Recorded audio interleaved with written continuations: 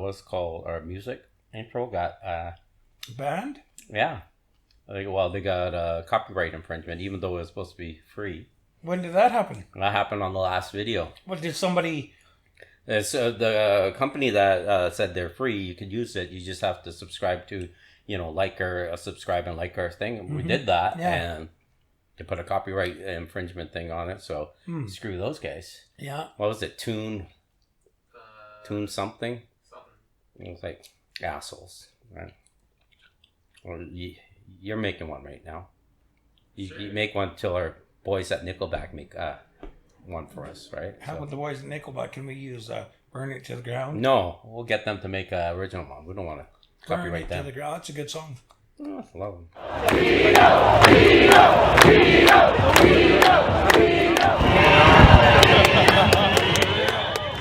Yeah, we're here back with another edition of Big D, Little D. And I'll start off with the unfortunate passing of a beloved Canuck, Gino Odjick. I think Peter's going to start. Yeah.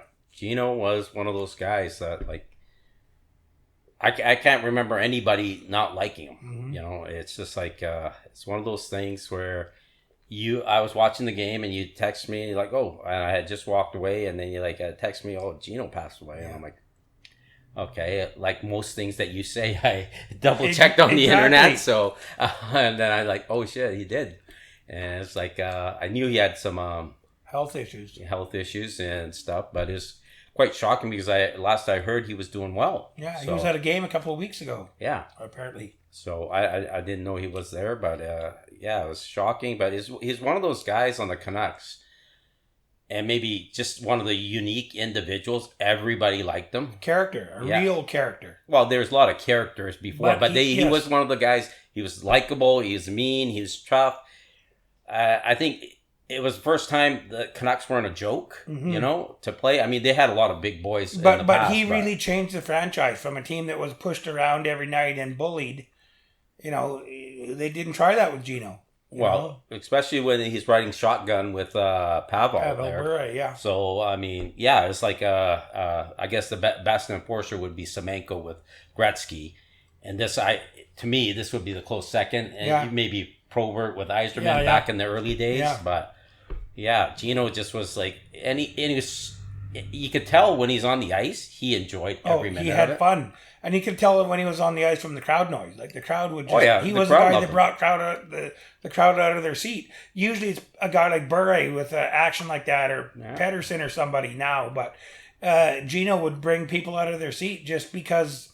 just a hit. Yeah. Oh, yeah. And he was the guy, a lot of people think of him as a brawler. They see these brawls on YouTube. One against St. Louis in particular, where he was skating around with no shirt on and going after everybody. But Gino was a good fighter, a one-on-one fighter. Yeah. This guy could really fight. He could throw them with both hands.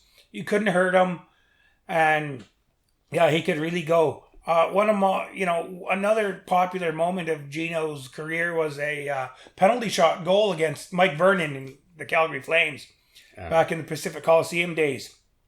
I don't remember that, but I just saw that on YouTube just a little while back. The crowd was even... it still gives you goosebumps. Oh, yeah. As Gino's lined up at center ice, the crowd is going crazy, And then to see him score, and afterwards how happy he was. Oh, everybody how was happy his teammates were. Everybody on the bench. There was not one person that I could see anyway that I never got the chance to meet Gino, but my dad met him.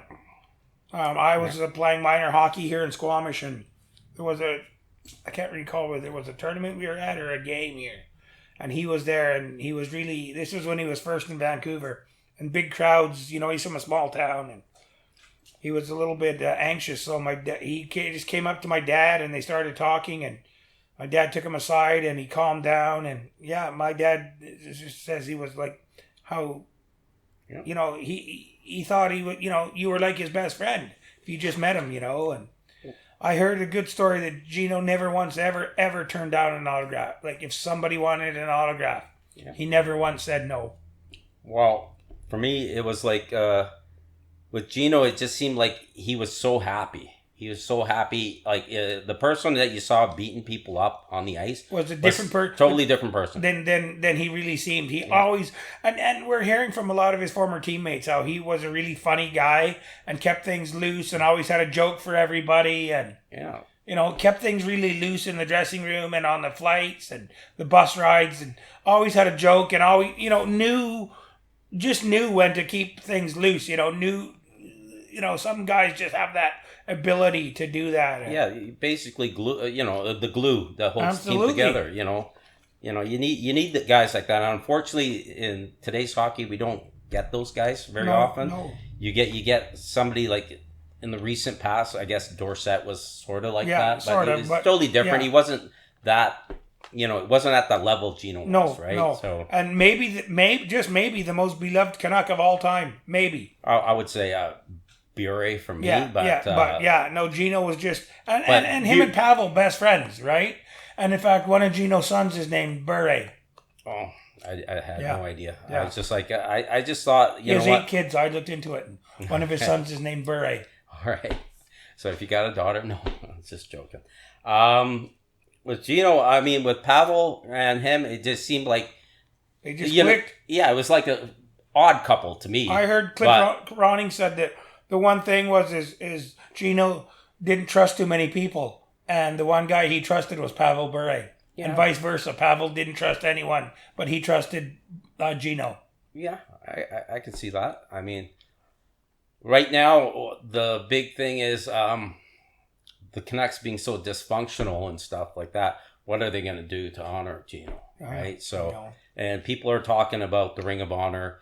And initially, I was like, I don't think Gino belongs in the Ring of Honor. And then you pointed out to me that he actually played. I didn't realize he actually played 8 seasons with the Canucks. In Vancouver, yeah. Yeah, and then looking back and just thinking what he meant to the community.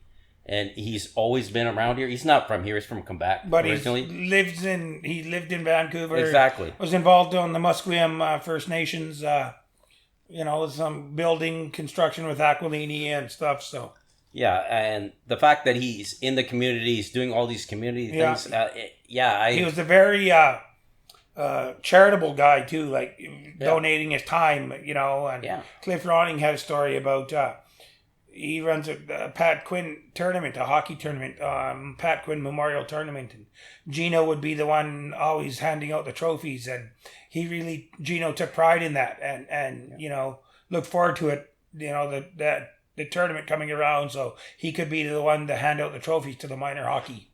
Yeah, well, I like I was saying with the Ring of Honor, I was against it. Now that I actually did a little bit of research, not too much. I can't see why they would never that they would keep him out of that. Mm-hmm. He just seems to fit the perfect community guy, loved by everybody. It's just it's a fit for him. And if the Canucks somehow screw this up, and the time is to do it as soon as possible. Yes, and this is when we were taping this, we're doing it before the Tampa Bay game, and hopefully the Canucks aren't so dysfunctional that they won't honor him before the game. We don't know as of taping this. Hopefully they do that, and I hope they are going to do that. Absolutely. I think they will, but he deserves to be up there. He was, with the impact that he had on not just the franchise, but the city and the people and the province of British Columbia and the people of BC.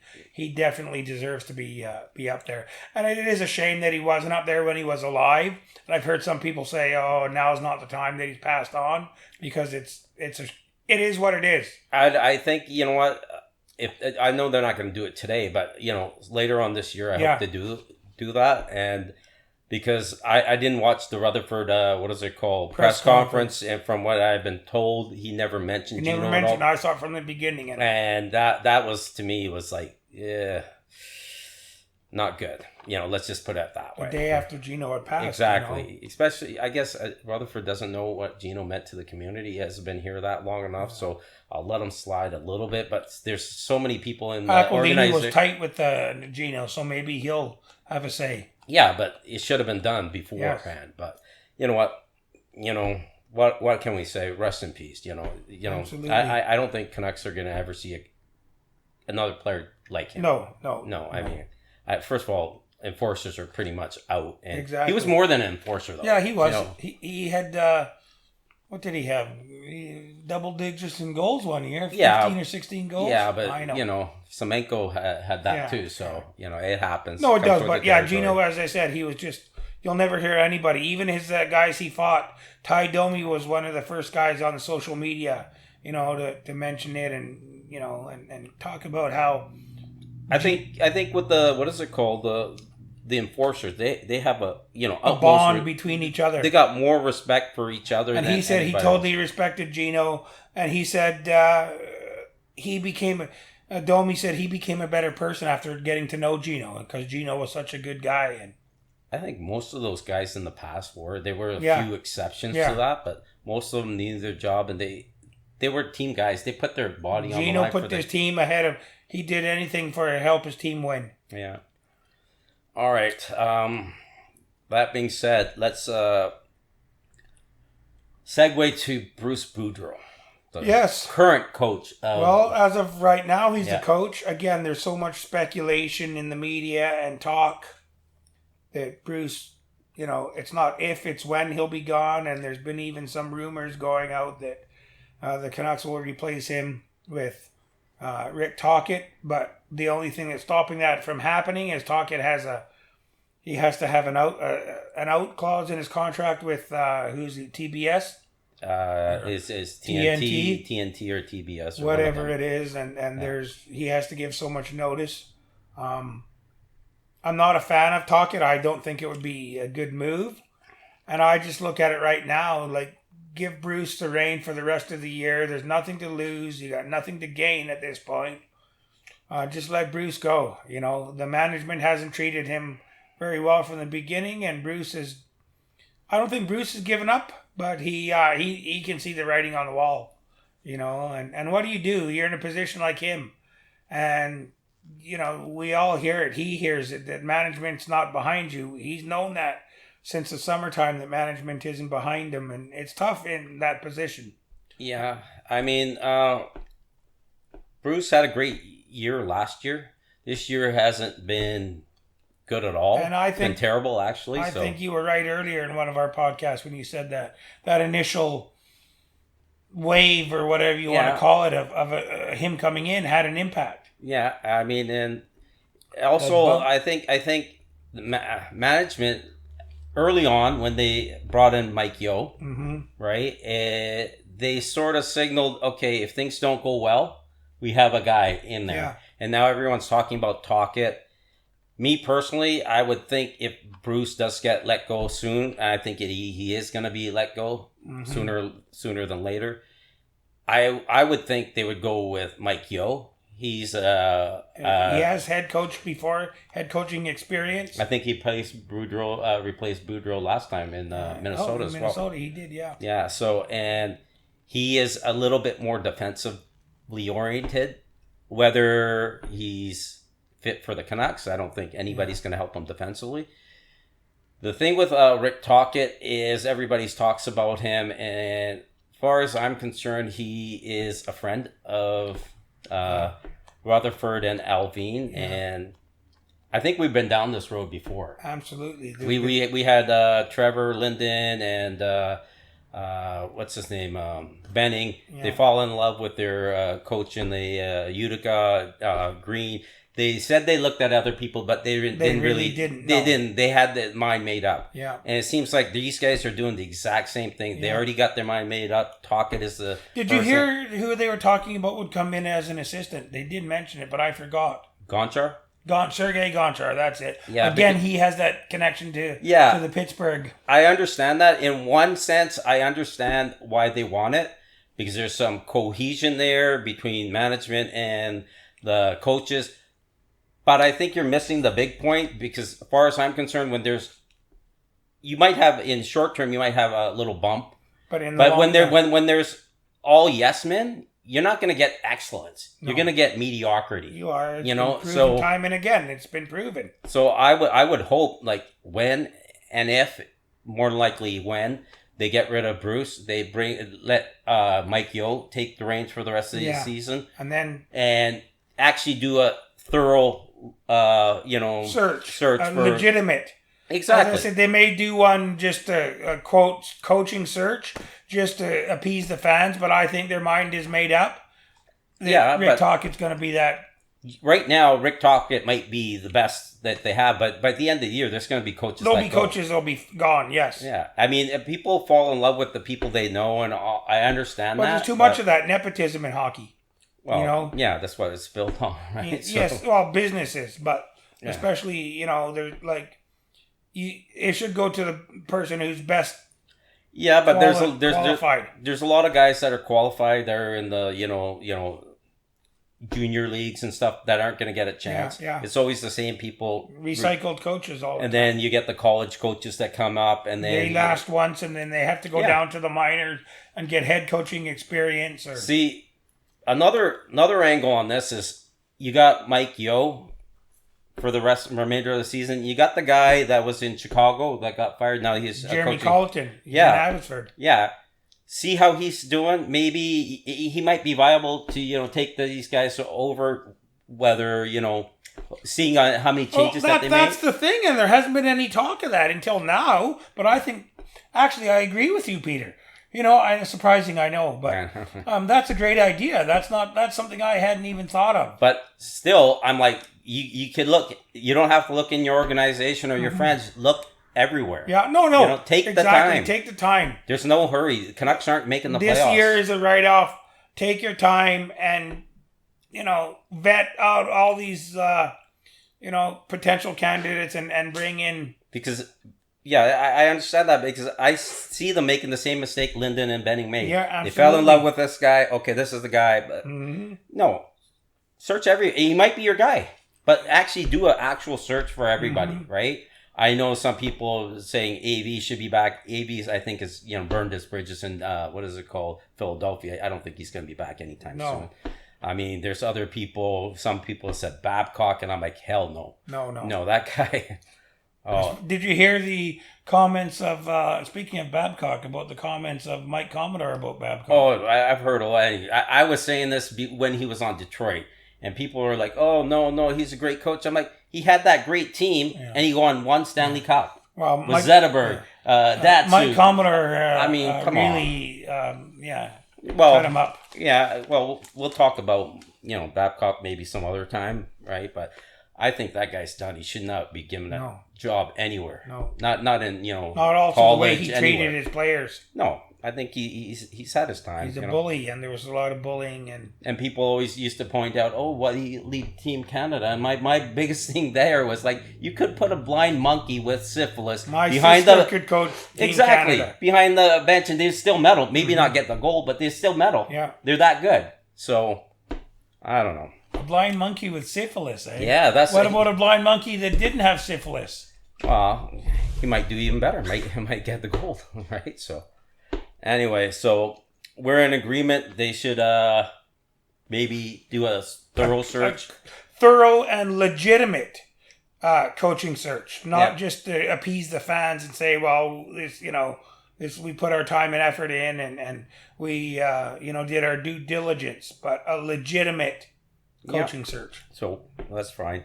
Okay, the next topic is everybody's talking about Rutherford saying retool, not rebuild. So, I think the difference is you retool on the fly, and you really tear it down to the old beams there and the 2x4s, and to rebuild. And there's a difference. Okay, what's the major difference? You don't keep everybody; you get rid of everybody and start fresh with draft picks. Basically, you start with draft picks and build your team through there. But that's taking 5 to 7 to 9 years. Yeah, and as much as people like to tout this, are you going to support the Vancouver Canucks if they're like the Arizona Coyotes? There's already issues with attendance. From what I hear, there's lots of tickets available. They're rich. They could make do with that. But I mean, do you want to see Arizona Coyotes hockey for a generation for 5 years? Exactly. I mean, the Coyotes are doing something that may or may not pan out in the next couple of years. We don't know. No. And the thing with the rebuild. You tear everything down. You get rid of all your bad contracts. You start fresh. Great. You could do it. But then you got to still draft. Exactly. And you got to click on some players. Whereas the talk of a retool, maybe instead of getting those draft picks and drafting those 18-year-olds, you go after some guys with a little, what I call they're still young players. They're still on their entry-level deals, and they're young, but some of them could have been in the league from 18. They could be, in their early 20s and still been in the league for 3 or 4 years, right? And it's a risk reward thing. There's good and bad to both, but I think that you got a better chance of retooling on the fly like this. Retooling to me is when you're trading away players, you're getting players plus draft picks. Legitimate NHL. Yes, young players. Well, supposedly maybe. But young players. Yeah. You're not getting just draft picks and guys who've been minor leaguers and stuff, right? And when you're rebuilding, you're just taking draft picks. You're not taking anybody, that... You have both your goalies are minor league. You have everybody on a we're already there. Deal. We're already there. Except the contracts. That's what I'm saying. I'm just saying, but we're already there. We got 2 minor league goalies. Yeah, but what I mean, though, is if you're in a total rebuild, you don't have any big contracts. You don't have any, Yeah, well, you still got to get rid of them. Well, how do you get rid of them? You have to attach draft picks to them, and then you're screwed again. Exactly, for a rebuild. So you're better off to do the retool. Well, in this case, yes. Because, My biggest thing is people keep saying rebuild. That's the only way. When the Pittsburgh Penguins won the last 2 cups, was it a rebuild? No, because they had a couple people that were worth building around. Exactly. They added to those pieces that and we look at Edmonton got all those draft picks for, and that was a rebuild for 10 years. Edmonton got all those first round. What they have 5 first round picks? Four. And they're still a team that Yakupov, what's his name, Hall, Nugent Hopkins, and McDavid. Yeah. So they had all these guys. That's a freaking 10-year rebuild. Yeah, and they're still not. In my opinion, they're not a Stanley Cup team. They're not even close. So do you rebuild them? Do you trade away McDavid and Draisaitl, 2 best players in the NHL right now? That proves that necessarily you can get all the top picks you want. It doesn't mean you're still going to be a good team. You still have to have a competent management that could. And you still need those mid-range guys. Those guys, those glue guys. Those guys that they're you bring them to a new team and maybe they've been a top 9. Maybe they get in the top 6 and they're good character guys and guys like that. But that's all on your management. Oh, right? It is. It's all on management. And it doesn't matter if your management is poor and you're drafting, these guys, from Lithuania because you think he's got a good shot. And you're missing the guy, that's played right next door to you. Another thing that gets me and again, this goes back to the retool to the rebuild. And a rebuild, you talk about drafting. Well, this is been a problem with the Canucks in the past in their drafting under the last couple of management regimes. They've never struck gold in the middle rounds. The good teams, they strike gold in the draft in the middle rounds. And that's a hit and miss thing, It is, but they again, I think that this goes back to you have to have a management that's competent to be able to rebuild on the fly and a management that's able to do that. And I don't want to hear Jim Rutherford and Patrick go, well, I tried to do this. I tried to do that. That's great to try. If you want to get something done, you can get it done. My thing is you got, I think, 3 assets. Or three cornerstones that you can build out. I know Demko's had a bad year this year. I still think he's a great goalie. Mm-hmm. You got Hughes, and you got Pettersson. I mean, Pettersson is a guy you build a franchise around. Yeah, same with Hughes. With all 3 of them, you want to build around those people. Yeah. I know you got JT Miller, and people aren't happy with that. I mean, let's say they don't sign JT Miller to a long-term contract, and they sign Bo Horvat. Horvat's having a great year. We're still losing. Same position. Are you going to tear it down? You're still tearing it down. And it's the same. The team's in the same spot. Retool. And you still got a guy with a big contract. Yeah, so it's going to be harder to get rid of that guy. Absolutely. So I'm like, JT Miller's contract is kicking in next year. We'll see what happens in the years after that. Yeah. I mean, for 5.5, he's got almost like a point a game. He's decent. He's maybe not the guy you want right now, but, retool, rebuild, whatever. You still have to have competent management to make those, those trades, get the right players, right draft picks, What about appeasing the fans? Is that part of... No. I don't think that really that's... No, and I really don't think that that's part of J.R. Rutherford's... I don't really see him as a guy who... cares much about appeasing the fans. He's got a job to do. He does. He's got a job to do, and it doesn't mean he's going to be popular. And right now, he's not popular, and that's fine by me. My thing is, everybody is mad at him. Oh, they messed us up. Guess what? They're tanking. Yeah. Isn't that what everybody wants them to do? As he said, tanking. Maybe not intentionally, but it's happening. They're doing they're playing, with the way that they're playing hockey. I think they're doing it intentionally. Yeah, well, yeah. I think at the beginning they wanted to go, and then they went there, and they said, okay, we're what? At this point already, this is where we are. I think they're genius, because they if that's what their original plan was, to tank, because ownership doesn't want them to tank. No. The way it works out is genius, because look, who's the number one draft pick that you're trying to go? Even if you don't get him, you still got some. If you get high enough, you're gonna get a solid player, right? So perfect. But it makes it looks like you're incompetent, but you're actually tanking, making everybody do this, and secretly that's your whole plan to begin with. Yeah, exactly. The secretive part, though, you're not letting it. Well, I don't think they've let anything out. No. So it's just like. And if you could get rid of the contracts, and then now they're saying that he's put on this, show and this, what is it called, conference there, press conference. Press news conference. Yeah, so they know we got to get rid of it. Mm-hmm. Yeah, he's going to get rid of the contracts. Now, they can't blame him. Yeah. Oh, if he has to trade away a few picks. Yeah. Because everybody wants justified. it. Yeah, it's justified. And guess what? He gets rid of a few picks. He gets a high draft pick, maybe he gets one or two players that actually work out. He knew exactly what he was saying. This was, not just off the spur of his. He's a guy who he knew. I think he knew he wasn't caught by surprise by any of the questioning.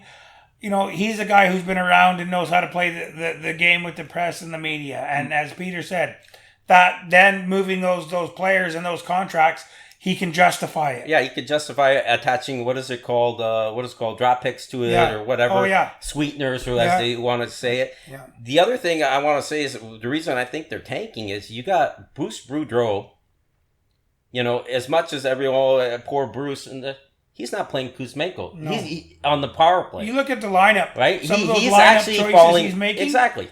Are leading to the Canucks losing. Well, maybe that's what they want to do. Yeah. Maybe they've already said, Bruce, you're not going to be here, but, play your cards right. We're going to keep you, much. Yeah.